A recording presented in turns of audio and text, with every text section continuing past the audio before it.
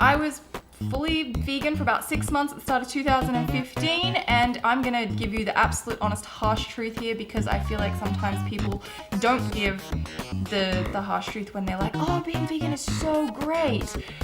The harsh truth is, it is hard. This is art! I'm giving it to you raw! So a young woman named Rachelleea, so I'm going to choose to pronounce her name, has been complaining that vegans are, on the whole, moralizing, self-righteous, punitive, abrasive, overly intrusive, and that they deeply hurt her feelings by, scrutinizing the hell out of her and trying to hold her to a higher moral standard. What if she's right? Vegan people on my YouTube channel were the nastiest ever, and I was completely shocked. When you go to the zoo, do you go to the zoo to see the cage? Or do you go to see the animal? It left a really bad taste in my mouth to do with vegans, veganism. I was so angry, and I was so mad, and I was so disgusted with the word vegan. I couldn't say it, and I couldn't write it, and I couldn't have anything to do with vegan stuff, and it just made me cringe. Like, yes, I was still eating like vegan stuff, but I wanted nothing to do with it anymore. I didn't even want to acknowledge the word. I just couldn't, because it just had scarred me so much from the nasty, awful things that people had said. Her experience is not unique, and it's not isolated.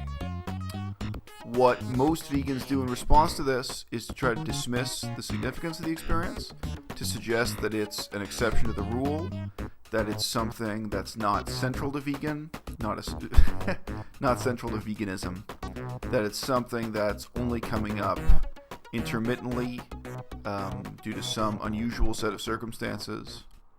That reminds me a bit of the excuses people make for Catholicism.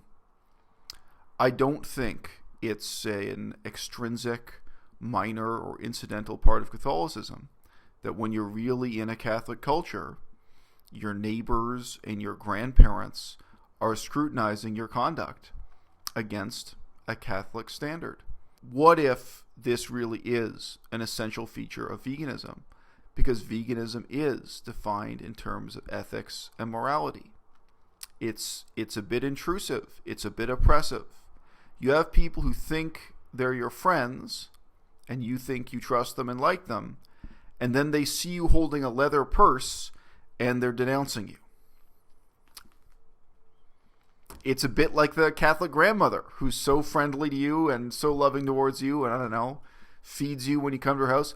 But she finds out you got a tattoo, and now she's at you. She's after you. Catholics aren't that hard on tattoos. Actually, in general, Jewish families and Muslim families are much more concerned about tattoos. Japanese families are against tattoos. But anyway, sorry, it's just a random example. Top-down prescriptive morality, and how that plays into authoritarian attitudes, and even how people act towards their personal friends, let alone their husbands, wives, sons, and daughters. It's not pretty. It's an ugly, potentially violent side of human nature. And for me, my response to it is not to pretend that this is something minor or trivial or incidental in veganism. For me, this is a reason to care even more about democracy and transparency in veganism, even when you're talking about small political movements. For me, this is a reason to really have, to really gather together the lessons learned from past centuries of political movements, to not reproduce the errors made by communism and socialism and even anti-slavery movements, what have you, to not let veganism fracture into cult groups or political extremist groups, but to really have transparency, democracy, and accountability and decision-making process with checks and balances, where to some extent we can expose and think about and be responsible for this tendency that, leads to people denouncing one another, leads to people making nasty attacks on one another.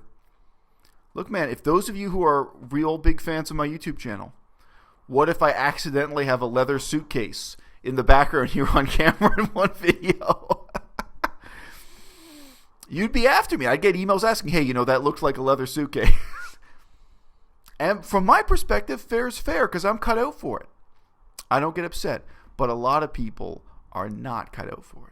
I would like to ask that to every person that wrote something really nasty to me. Are they aware that the nasty words made my depression a lot worse than what it was? Are they aware that the way they treated me actually turned me off wanting to be vegan? And I'll just say, I learned a lot hanging out in Taiwan with people who are involved in veganism of different kinds. One of the lessons learned there was that people said, look, there are many different reasons to become vegan, including religious reasons, health reasons, what have you. But the only one that lasts is the ethical reason. When people do it for ethics, for morality, those are the people who stay with it over time.